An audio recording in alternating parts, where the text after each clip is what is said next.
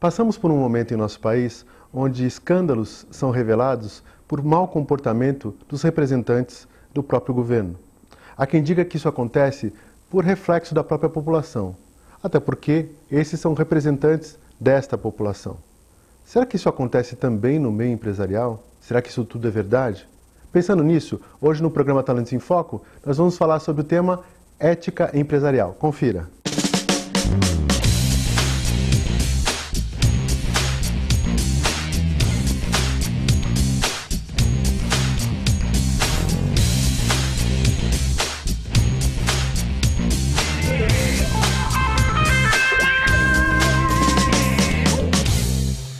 Olá, começamos mais um programa Talentos em Foco e hoje o tema é ética empresarial. Nada mais como um tema tão atual como este. Para a gente falar sobre esse assunto, nós trouxemos aqui um especialista que é o Renato Santos. Tudo bem, Renato? Tudo bom.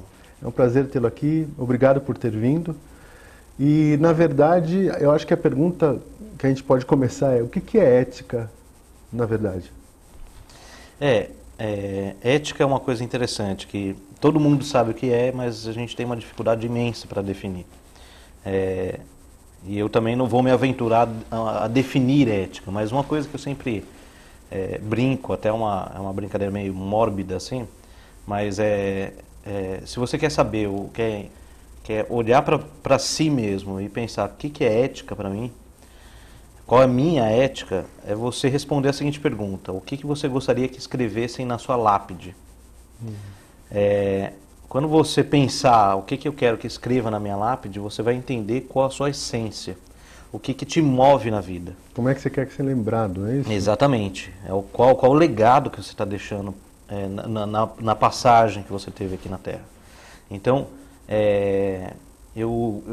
eu acho que é mais ou menos por aí, ou seja, realmente a ética é a essência da pessoa. Se a gente for resumir de uma maneira muito simples, mas eu acho profunda isso. Ok, bom, todo mundo vê o que está acontecendo, os mensalões, tal, Lava Jato, até dão nomes bonitos para as coisas para ficar fácil de gravar, mas isso acontece no governo e está na mídia. Claro que esse tipo de coisa acontece porque existem empresas por trás também que têm interesses econômicos. E dentro das empresas, como é que funciona essa questão do comportamento ético nas empresas? É interessante isso, assim, como você bem colocou. As empresas, elas, de uma maneira geral, elas podem agir como corruptores, ou seja, são os agentes que levam à corrupção. Agora, lê do engano aquela organização que ela pensa o seguinte: não, eu vou agir dessa forma, ou seja, eu vou ser corruptor, mas aqui dentro de casa ninguém vai agir dessa maneira. Isso seria uma relação esquizofrênica. É você falar: não, ó, eu sou, eu vou agir de outra maneira, vou agir de forma antiética, mas funcionário, colaborador, seja ético. Aí fica aquela coisa bem Aí põe aqueles valores tão bonitos lá na descrição da empresa, né? E realmente aquilo lá fica lei morta, né? Agora, internamente tem um impacto imenso, não só a corrupção, mas a fraude de uma maneira geral. Quando a gente está falando em fraude, segundo a Associação de Examinadores de Fraudes no mundo, essa associação ela aponta o seguinte, que 7% das fraudes, 7% das receitas, da receita bruta das empresas, elas são desviadas por conta de fraude. Puxa. Ou seja, 7%. Dependendo da organização, acaba com a margem de lucro, enfim, acaba com o resultado da empresa. Então, 7% é um impacto muito grande. Quando fala em fraude, ela se subdivide em 3 formas, né? Em corrupção, que é o que a gente mais ouve, e a corrupção ela pode acontecer dentro da organização, desde um comprador aceitar uma propina de um fornecedor. A gente tratou um caso há um tempo atrás que o comprador aceitou R$200 mil de suborno de um vendedor, né? De um fornecedor. Privada. Na empresa privada. Relação de empresa privada, as duas. A partir do momento que ele aceitou esses 200 mil, o impacto que que teve foi de 3 milhões de reais só em uma contratação. Por quê? Porque na sequência refizemos o processo de concorrência e teve uma economia de 3 milhões. Nossa. Então, ou seja, esses 200 mil que esse comprador ele Foi aceitou. a própria empresa dele que pagou para o fornecedor. Não, na verdade, o comprador ele recebeu esses 200 mil e gerou um prejuízo para a empresa de 3 milhões. Eu digo assim, a empresa pagou para o fornecedor e, na verdade, quem pagou esses 200 mil foi a própria empresa, Sim, né? a empresa que está sofrendo. E o próprio fornecedor ganhou muito mais dinheiro. Muito mais, Nossa, muito mais. Que absurdo. Então, isso é uma das formas clássicas aí que, infelizmente, acontece muito dentro das organizações. Uma outra forma de fraude é a apropriação indevida. Essa é a mais comum, é um desvio de mercadoria, o colaborador olha lá um laptop que não está sendo utilizado e leva para casa, ou coisas maiores, desde desvio de dinheiro mesmo, do caixa da empresa para a conta dele, para a conta de um familiar e assim por diante. Então a gente também tratou um caso recentemente, que era uma colaboradora que estava há mais de 15 anos na empresa, e ela desviou quase 400 mil reais da empresa, e isso foi aos poucos, isso durante 3 anos. Ela foi tirando aos poucos, 2 mil reais aqui, 3 ali, etc. E a empresa não percebeu isso, porque foi passando nos controles. Tinha uma questão muito clara, e em todas as situações esse é um ponto crítico, que é a confiança.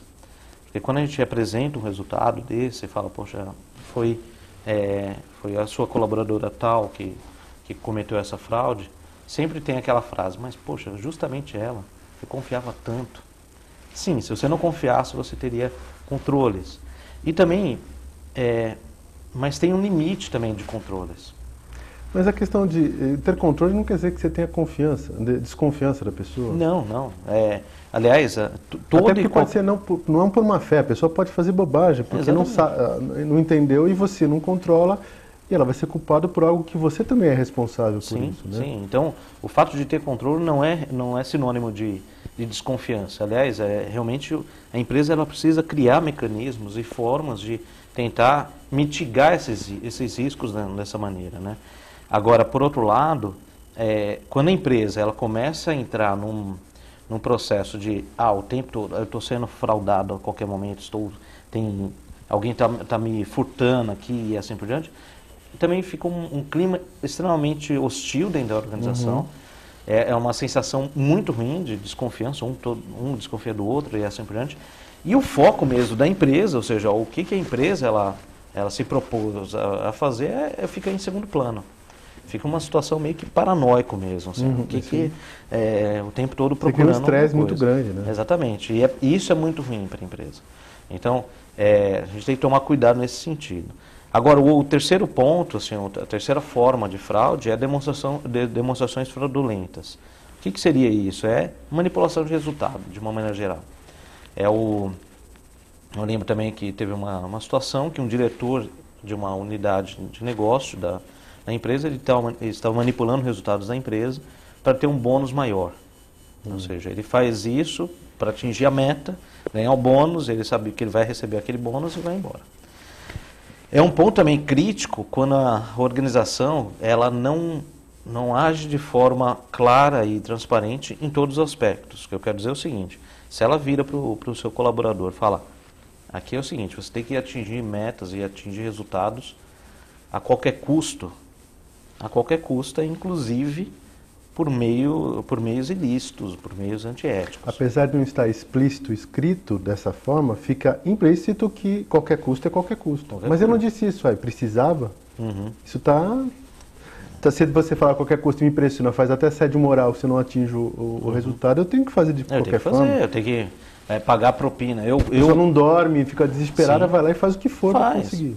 A pressão, ou seja, muitas vezes a própria organização gera pressão no colaborador para que ele vai agir de forma antiética. E isso é muito, muito complicado. Ou seja, quando a gente está falando de ética empresarial, a gente tem que tratar de uma maneira com um conceito mais complexo. O que é o conceito complexo? Não acontece de uma maneira binária. Não é uma coisa assim, essa pessoa é ética e essa não é. Essa é ética. Isso é uma ilusão, assim, não somente ilusão, eu diria até uma heresia você tratar dessa maneira. Você tem que entender o seguinte, o quanto que as contingências que a organização ela impõe para aquele colaborador e o quanto que vai levar ele a cometer essas atitudes antiéticas. Mais uma vez, colocar somente nos valores da empresa não resolve, mas você tem que gerar formas, mecanismos para dar o suporte para o colaborador para agir da forma correta. Tá, então de alguma forma você está me dizendo que a cultura organizacional tem muito a ver com isso. Tem muito, muito a ver.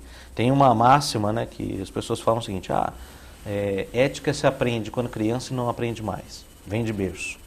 Isso é um mito, na verdade.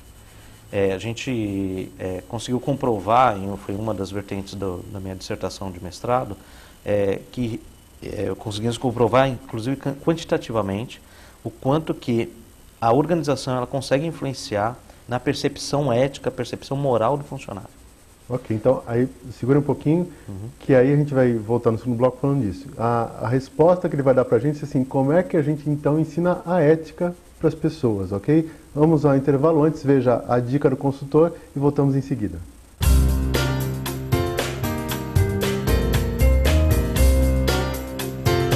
Olá, hoje nós vamos falar sobre o último dos 4 tipos que estamos falando por estas dicas do consultor, os 4 tipos de vendedor. Falamos do vendedor fechador, do vendedor consultor, do vendedor embaixador e hoje vamos falar do vendedor balconista, também conhecido como o vendedor de estoques. É um profissional que fica durante muito tempo nas empresas, mas que tem uma interação breve, a exemplo do seu colega fechador, o primeiro de que falamos.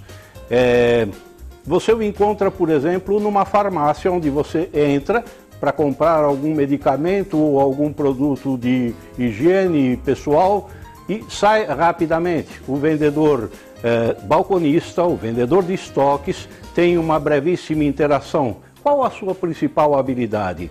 Ele conhece muito bem, ou tende a conhecer, o estoque da empresa, daí porque também é chamado de vendedor de estoques. Ele sabe o que tem ou não, sabe eventualmente o que pode ser colocado no lugar, a exemplo de um vendedor de autopeças. Você tem aquela situação em que o vendedor de autopeças, ao receber a sua visita, diz, essa peça aqui, bom, essa não serve, mas se você pegar da marca tal, do ano tal, faz uma retífica no diâmetro interno e acaba servindo. Tem pequenos ajustes e momentos muito breves de quase consultoria.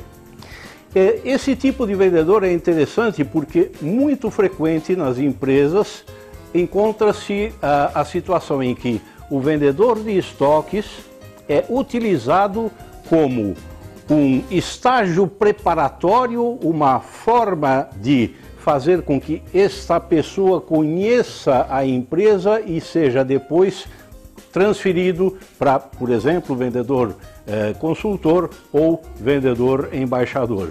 Por quê? Há uma aprendizagem muito grande nesse tipo de atividade. Você o encontra nos mais variados ramos, com muita frequência no varejo, mas não só no varejo, e você tem nele alguém fiel e por longo tempo. Com este programa, nós encerramos os 4 tipos básicos de vendedor. Espero que você tenha gostado e no próximo, nova série de temas. Até lá!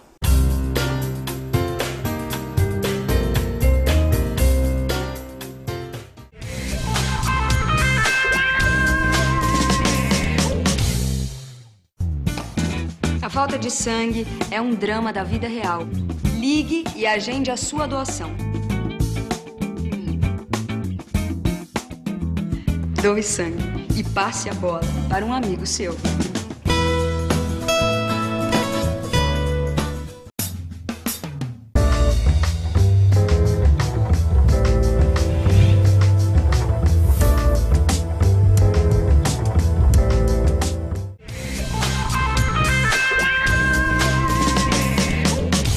Olá, voltamos com o programa Talentos em Foco e hoje o tema é ética empresarial.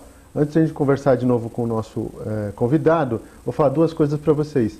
Uma delas, já falei semana passada, é do grupo de estudos da BRH Baixada Santista, que nós temos 5 temas que começam a ser debatidos esse mês. Aliás, essa semana já começaram os primeiros temas.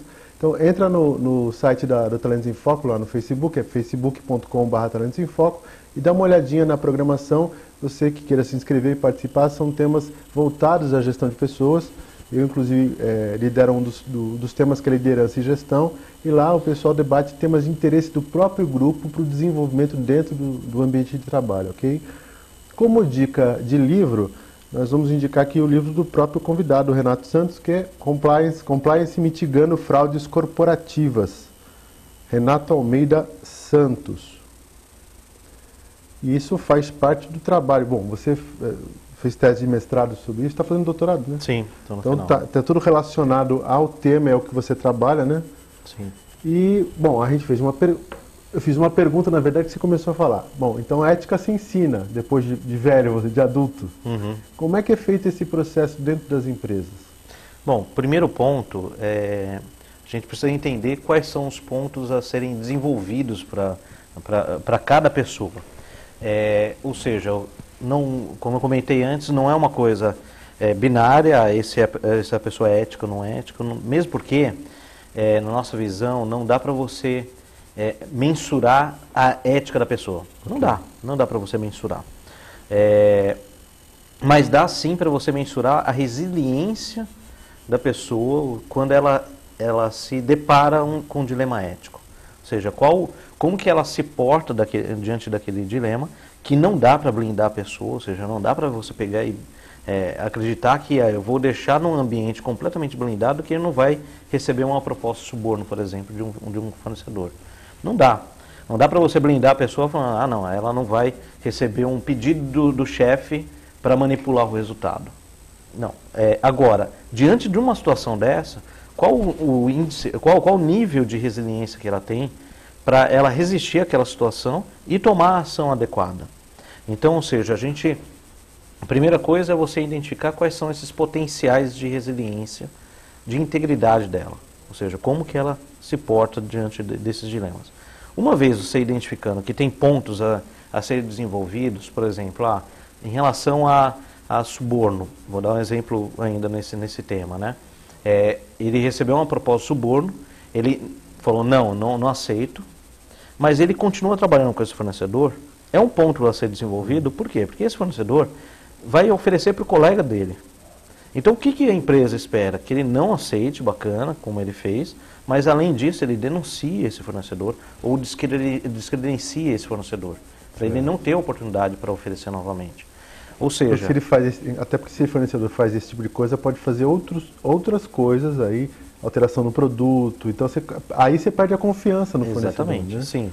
E aí se a empresa, se a organização não deixar muito claro para esse colaborador o que se espera dele, e não somente o que se espera, mas dar as ferramentas adequadas para ele pegar e se posicionar da forma correta, correta entre aspas, mas é o que realmente a empresa coloca como compliance, que é o quanto que ela tem aderência entre a visão ética do profissional e o que a empresa, a cultura da empresa que ela estabelece. Se você apresenta para ele quais são as ferramentas e como chegar nisso, aí sim você tem uma evolução em relação à ética. Uhum. Então, e isso, sim, aí até citando o Lipovetsky, né, ele pega e fala o seguinte, que é um dos grandes antropólogos contemporâneos, ele fala que você precisa trabalhar a ética inteligente. O que é isso? É apresentar para a pessoa quais são as vantagens e desvantagens de agir de forma antiética. Ou seja, se você pegar e aceitar um suborno, bacana, você vai receber um dinheiro tal, um pouco a mais. Mas a questão é o seguinte, qual a desvantagem? Você pode ser demitido por justa causa, você pode responder um processo criminal e civil, você pode ter a sua carreira manchada, enfim, e talvez você nem se restabeleça profissionalmente. Ou seja, além disso, questões profissionais, além dos seus próprios valores, sua integridade ela foi afetada com isso. É uma coisa bem aberta, assim, e você está falando de caso, por exemplo, nesse caso de oferecer uma propina e tal. Eu vou dar um exemplo. Uma vez uma empresa, um vendedor com resultados muito bons, ele tinha um problema de comportamento e de ética, não sei se ainda tem, mas, por exemplo, de oferecer coisas que no final não eram entregues de fato, porque o serviço é uma coisa subjetiva, então, na área de TI também, então, quando ele oferecia alguma coisa, o pessoal da empresa ficava doido porque não conseguia atender, e às vezes não atendia. Uhum. E tinha que fazer de alguma forma para que o cliente não ficasse decepcionado. Uhum. Mas ele falava, mas eu fecho o pedido, eu fecho não só o pedido, eu fecho o cliente, eu fecho um contrato com o cliente. E um dos executivos falou assim, pô, mas ele me dá resultado. Eu falei, mas a que custo? Uhum. Como é que está a tua produção lá? Como é que o pessoal fica? Uhum. O que o pessoal acha disso? Uhum. Né? Como é que se trabalha isso? Qual é a sua visão nesse sentido? A empresa ela precisa considerar que tem ações antiéticas dos seus colaboradores têm impacto financeiro, como eu comentei, 7% da receita, mas também tem um impacto de imagem.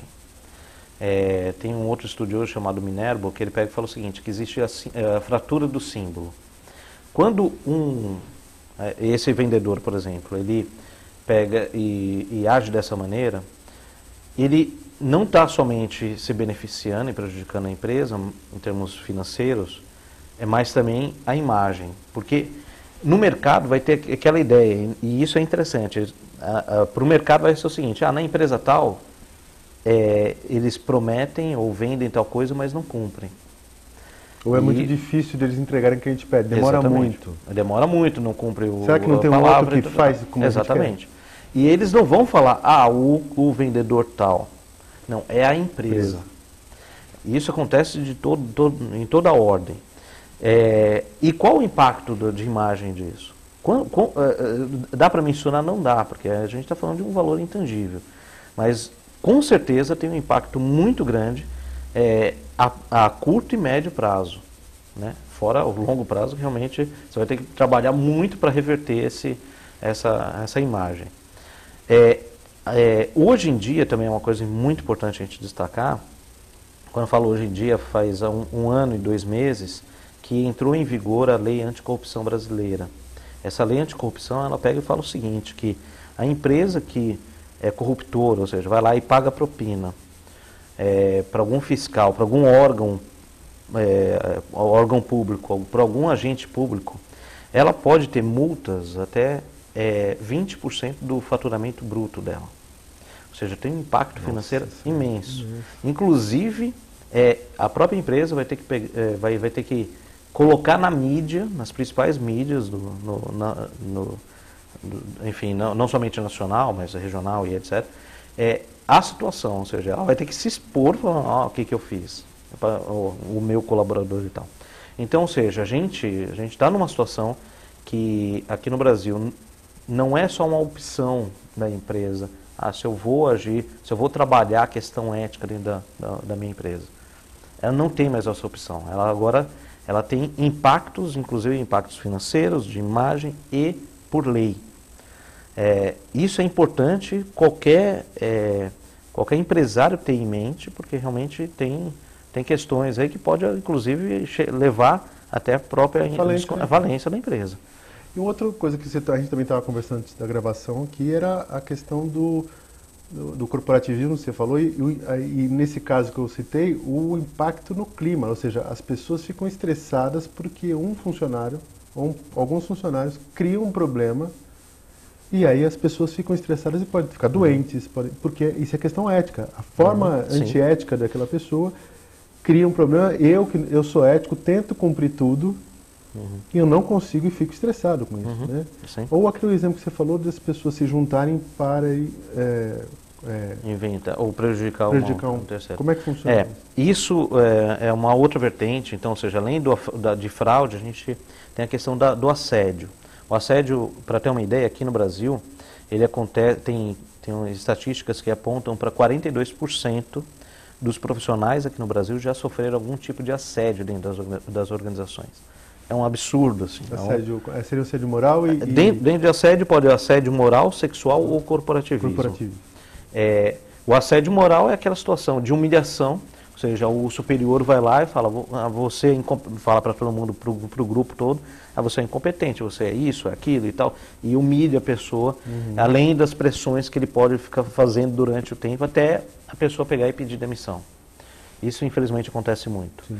O assédio sexual é aquela situação que o superior vai lá, utiliza do cargo que ele tem, para pressionar uma pessoa do sexo oposto, do mesmo, enfim, não importa, mas um subordinado para sair com ele, para, enfim, ter relações sexuais. A questão da subordinação é importante para a comprovação? Sim. Se eu for colega do outro, não tem um poder sobre o outro? Não, tem que ter a hierarquia. Não necessariamente precisa ser hierarquicamente direto. Pode ser assim, ou indireto, ou senão de uma outra área. Mas é o que mostra naquele filme Assédio Sexual bem antigo, que a mulher assedia ele e é questão de autoridade mesmo. Exatamente, né? A autoridade. A pessoa usa o cargo que ela tem para pegar e virar, como a gente já teve o caso, virou o gerente, virou para subordinado e falou o seguinte, ó, ou você sai comigo, ou senão eu vou ter que te demitir. Ou de uma maneira um pouco mais velada, né? Assim, você quer ser promovido? Então você tem que sair comigo. A pessoa usa isso. É o teste do divã. Exatamente. Nossa, antigamente falava tanto do sofá, né? É lamentável isso, assim. Então, esse é um outro ponto, outro tipo de assédio. E o corporativismo é o seguinte, são alianças políticas que um funcionário faz com o outro para pegar e prejudicar um terceiro. E muitas vezes utiliza as próprias ferramentas da empresa como forma de denegrir o outro. Usa o RH, usa o canal de denúncia, o canal de ética que a pessoa pode denunciar. A gente teve um caso que a gente tratou que era um caso de denúncia de assédio sexual. A menina pegou e denunciou, foi lá, fez uma ligação, se identificando, falando que ela foi assediada pelo gerente. A empresa nos contratou para entrevistar, para entender o que realmente estava acontecendo. A gente conversando com essa menina, ela pegou e falou o seguinte, na verdade eu não fui assediado sexualmente, estava realmente acontecendo, a gente estava flertando entre a gente, e eu estava gostando disso. Isso não significa que o gerente dela não agiu de forma, aliás, agiu de forma inadequada, mas não está assediando sexualmente. E aí, enfim, aí ela comentou, falou o seguinte, na verdade, aí eu peguei e fui falar para a minha confidente, com uma amiga, que era no mesmo nível, ou seja, era a par desse meu gerente. E era desafeto desse gerente. Então, o que ela falou? Não, você vai ter que denunciar, falar que é assédio sexual. Ela, não, mas não é. Aí ficou pressionando e teve que fazer a denúncia. Okay. No final dos contos se a empresa ela também não agir, ou seja, entender, dar oportunidade para as pessoas falarem, dar oportunidade para as pessoas se defenderem, inclusive, de uma denúncia dessa, pode cometer grandes injustiças, do tipo desse gerente ser demitido injustamente. Okay. Então a gente tem que tomar muito cuidado com isso. Ok. Nosso tempo acabou. Eu agradeço a sua presença. Tem muito mais coisa para a gente falar. A gente pode pegar outra oportunidade, inclusive, para falar sobre esse aspecto. Perfeito. Tá bom? Eu agradeço a sua audiência e espero que você tenha aproveitado bastante. RH, toma cuidado com isso, ok? Um abraço, até a semana que vem.